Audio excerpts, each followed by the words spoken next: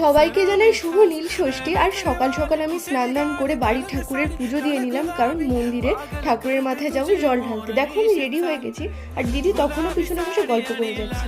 Simple ওয়েতে ready হয়েছি, কারণ অনেক কিছুই বোঝানো ছিল, আর অত সময় আমার হাতে ছিল না যে ভালো করে সেজে গুজে যাবো।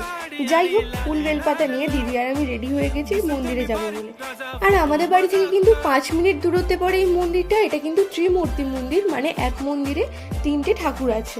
আর শিবঘরে এত ভিড় দেখে আমরা মা কালীর পায়ে আগে ফুল দিয়ে নিলাম। আর মন্দিরটায় এতটাই ভিড় ছিল যে ওখানে শিব ঠাকুরের মাথায় জল ঢালার কোনো ক্লিপ নেওয়া কিন্তু সম্ভবই ছিল না। এই 5 জনই গেছিলাম আমরা মন্দিরে। পুজো দেওয়া হয়ে গেলে বাড়ির দিকে চলে আসলাম, আর খেয়ে নিলাম কিন্তু চা বিস্কুট সবার প্রথমে। মা আলুর দম আগে থেকে বানিয়ে রেখেছিল, তাই লুচি বেলতে দেখে আমি কিন্তু মার একটু হেল্প করে দিলাম। আর এখানে লুচি আর আলুর দম নিয়ে আমি বসে পড়েছি। এরপর কিন্তু মন্দির থেকে আনা ফল প্রসাদ খেয়ে আজকের ব্লগটা শেষ করলাম। বাই।